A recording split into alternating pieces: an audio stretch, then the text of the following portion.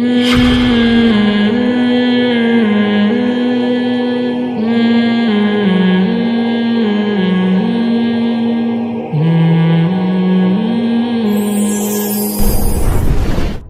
واقعہ سنایا نا، جس نے مجھے سنایا تو بس میں آنکھوں سے ضبط نہیں کر پا رہا تھا. حضرت مولانا طاری جمیل صاحب کا واقعہ ہے. ایک شخص آیا مجھ سے ملنے کے لیے، خواجہ سرا ہے. میں تو پہلی دفعہ زندگی میں کوئی خواجہ سرا مجھ سے ملا. میں سمجھا کہ پراپر آدمی ہے، اتنی بڑی اس کی داڑھی اور رنگ ماشاءاللہ بڑی مردانہ وجہ. لیکن جب بات چیت کا انداز ہوتا ہے تھوڑا سا، وہ ایٹیٹیوڈ سے اندازہ ہو گیا کہ یہ مکمل مرد نہیں ہے. تو اس نے مجھے خود بتا دیا میں خواجہ سرا ہوں. میں نے کہا بھائی ہم سے ملنے کے لیے کیسے آیا آپ، اتنی بڑی داڑھی آپ کی. اس نے اپنا جو واقعہ سنایا نا، میں 3 دفعہ وہ واقعہ سناتے ہوئے رویا ہوں. اور جب وہ سنا رہا تھا اس وقت میرے آنکھوں سے آنسو نکل رہے تھے. اس نے یہ ابھی بھی میرا بیان سنتا ہے. اس نے واقعہ سنایا کہ میں جب پیدا ہوا تھا نا تو میں خواجہ سرا تھا. گھر میں ایسا بچہ پیدا ہو جائے والدین کی طرف سے عزت نہیں ملتی. جب 10-12 سال کا ہوا تو نہ بھائی مجھے عزت دے رہا ہے اور نہ میرا والد مجھے عزت دے رہا ہے. میں بھائی کے ساتھ کہتا ہوں مجھے باہر لے کے جاؤ تو وہ کہتے ہیں لوگ میرا مذاق اڑائیں گے تمہیں دیکھ کے. ظاہر ہے اس کی حرکتیں تھوڑی زنانہ لڑکیوں والی حرکتیں ہوتی ہیں. اور والد بھی کہیں محفلوں میں نہیں لے کے جا رہے، ایک مذاق اڑایا جاتا ہے. کہنے ایک دفعہ میں کہیں گزر رہا تھا تو یہ جو ہوتے ہیں نا خواجہ سراؤں کی پوری ایک جماعت تھی، انہوں نے مجھے پہچان لیا، دیکھا اتنا اچھا. اس وقت نہ اس کی داڑھی، اور یعنی اس میں خواتین والی ہی علامتیں تھیں زیادہ.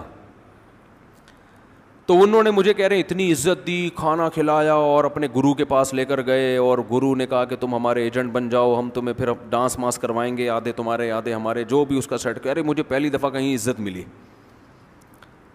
تو لیکن میرے ابا کو پتہ چل گیا تو ابا نے لا کے طبیعت سے کوٹ دیا، ٹھیک ہے نا، کہ دوبارہ ان میں نہیں بیٹھنا. ٹھیک ہے ہم نے توبہ کر لی، بھائی یہ برے لوگ ہیں، ڈانس ماس اچھی چیز نہیں ہے. ٹھیک ہے. تو اب کیا ہوا، کہتے ہیں کہ پھر جو ہے نا کچھ دنوں میں کہیں کسی سے جھگڑا میرا ہوا کسی بات پہ، تو اس نے انتقام لینے کے لیے شکایت لگا دی ابا کو کہ یہ دوبارہ ان کے پاس گیا. حالانکہ وہ جھوٹی شکایت تھی. اب ابا کو لگا کہ یہ صحیح کہہ رہا ہے جس نے شکایت لگائی ہے، کیونکہ شبہ تو تھا نا ابا کو دوبارہ جائے گا. ابا نے پھر مارا.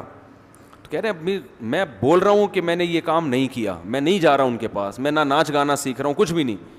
لیکن ابا نے اس کی باتوں میں آ کے انکوائری نہیں کی ہوگی پوری، وہ سمجھے ہوں گے کہ بھئی ایسا ہی ہے. تو ابا نے پھر کٹائی لگائی. تو اس کے دل میں منفی جذبات پیدا ہو گئے اور یہ گھر سے بھاگ گیا کہ بھئی مجھے ویسے تو عزت نہ یہاں مل رہی ہے اور میں ذلت برداشت بھی کر رہا ہوں تو بھی. کہہ رہے میں وہاں چلا گیا. تو جب میں وہاں گیا ہوں نا خواجہ سراؤں کے ہاں، تو وہی گرو اور ڈانس، اور پھر اس نے مشہور کچھ ایکٹروں کے نام بتائے جن کے ساتھ ہم ڈانس کرتے تھے. اور پیسے آنا شروع ہو گئے، آدھے گرو کی جیب میں آدھے ہماری، اور ہٹو بچوں. لیکن ظاہر ہے یہ کوئی عزت دار راستہ تو نہیں ہے نا. کہہ رہے ہیں کہیں سے تبلیغی جماعت میں حضرت مولانا طاری جمیل صاحب آ گئے. انہوں نے اجازت مانگی، ہمارے گرو کو پیغام بھیجا بھائی مجھے ایک دفعہ یہاں آ کے دعوت دینے دو. اس نے اجازت دے دی، آ جاؤ بھائی.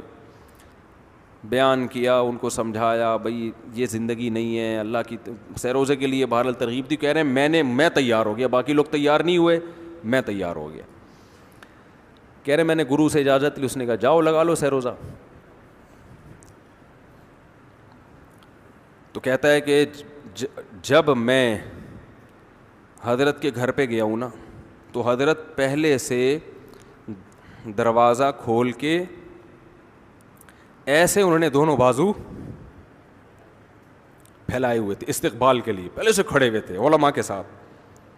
کہتے اتنے مشہور آدمی، اتنی بڑی سیلیبریٹی، اور اتنے بڑے بڑے علماء، ان کی پگڑیاں، ان کے اتنا خوبصورت لباس، جو خود عزت دار لوگ ہیں.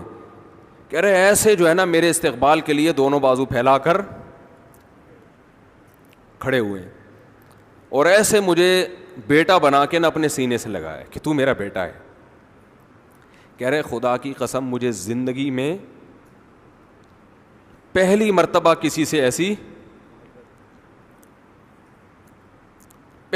ایسی عزت ملی مجھے کسی سے. اور اس عزت دینے میں مولانا کا کوئی مفاد، بولو بھائی، کچھ بھی. بلکہ ذلت ہو گئی نا. لوگ کہتے ہیں خواجہ سرا کو بیٹا بنایا ہوا ہے, اور اس وقت تو اس میں بیچارے میں کچھ زنانہ سی علامتیں بھی تھیں.